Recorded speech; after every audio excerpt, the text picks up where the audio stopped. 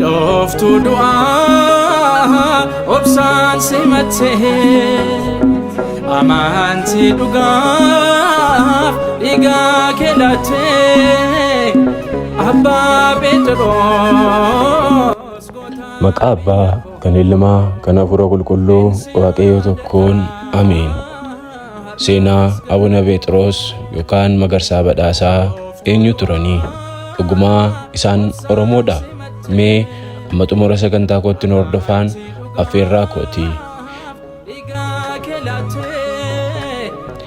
Bara 1875 Fiichee Salaaleetti maatii qotee bulaa irraa kan dhalatan Magarsaan Badhaasaa warri isaanii irraa kan dhalatanis gama abbaatiin warra Badhaasaa Guddaa jedhamu, gama haadhaatiin immoo warra Jaallee Masoo jedhamuudhaan kan beekamanii maqaan isaanii jalqabaa kan itti maatiin isaanii moggaasanii fi Magarsaa Badhaasaa ture.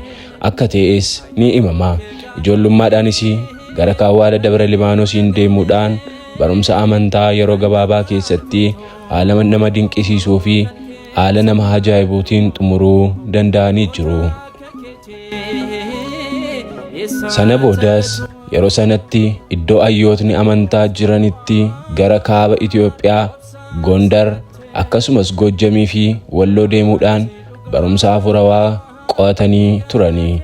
Bara 19 duwwaatti Walloo iddoo Amaaraa Saayineetetti waggoota 9 fi barsiisaa nama turanidha. Bara 1909ttis sirni monoksummaa Kaawwaala Dabra Libaanoositti raawwatamee fi kan turedha. Kaawwaala Gabreelii Baatuu Zu'ay dabalatee iddoo garaagaraatti naanna'anii barsiisaa turanii. Abuna Phexros yookaan Magarsaan Badhaasaa.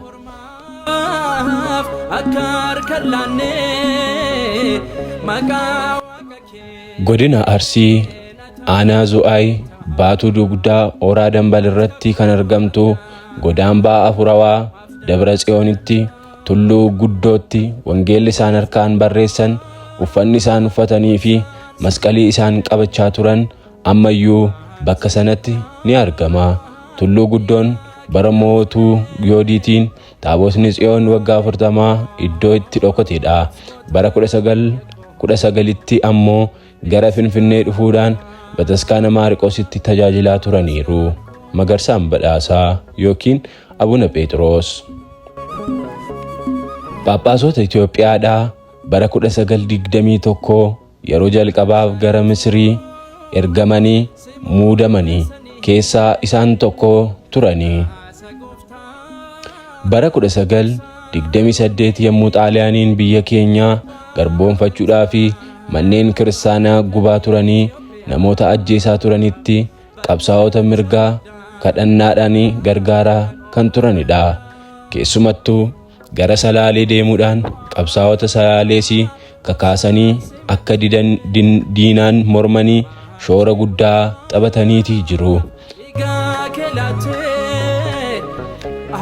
Booda garuu diddaa bittaa gabrummaa Xaaliyaaniin kanaanii harka Xaaliyaanotaatti kufanii erga qabamanii boodas gara Giraaziyaanii dhiyaatanii abbootni murtee Xaaliyaaniitiin adabbiin du'aa irratti akka murteessan, isaanis ana irratti wanta barbaadan raawwadhaa, ijoollee koo irratti garuu homaa hin raawwatinaa jechuudhaan dubbii jedhuu dubbatanii turanii.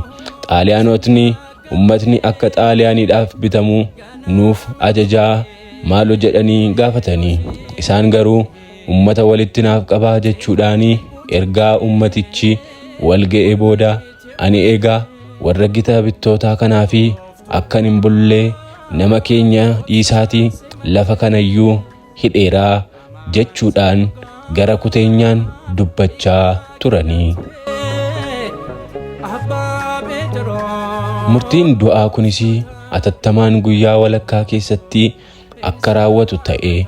Yommuu kiisii isaanii keessaa baasanii sa'aatii ilaallatan sodaan tokkollee irratti hin mul'atu ture. Haa ta'u malee abbaan murtii inni murtii du'aa isaan irratti kennaa ture yommuu murtii dubbisuu ni hollata ture.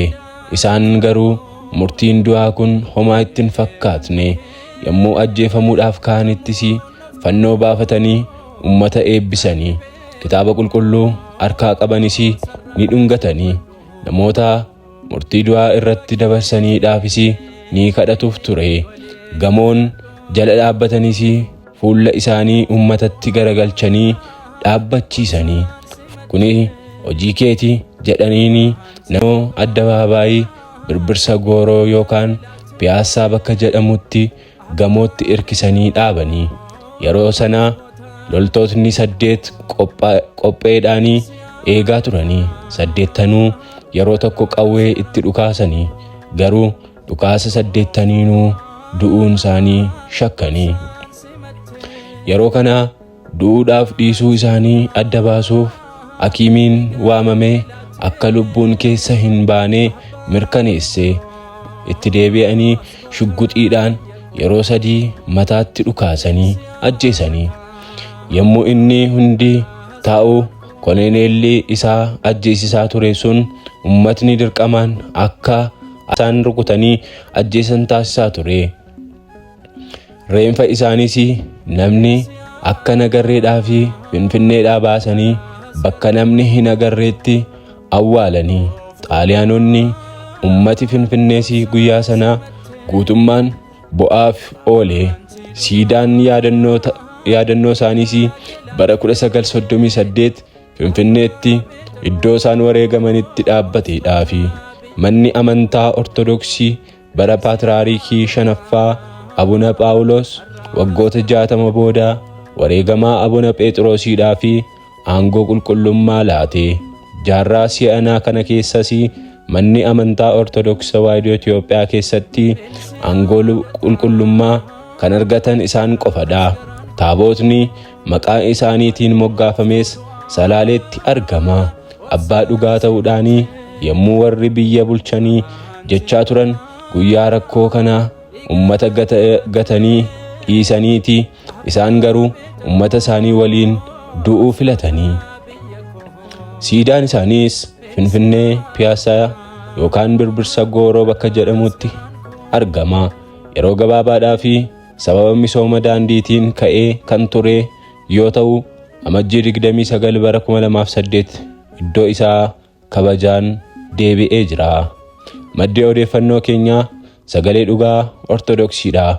Barruun kun jalqabaan websaayitii Xalayaa jedhamu irratti kan barreeffamedha.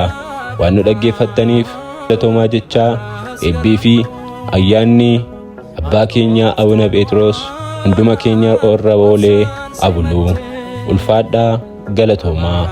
Kun Aroo TV'dha. Abbaa Phexros goota biyya koo ensi yaadata arraas garaan koo.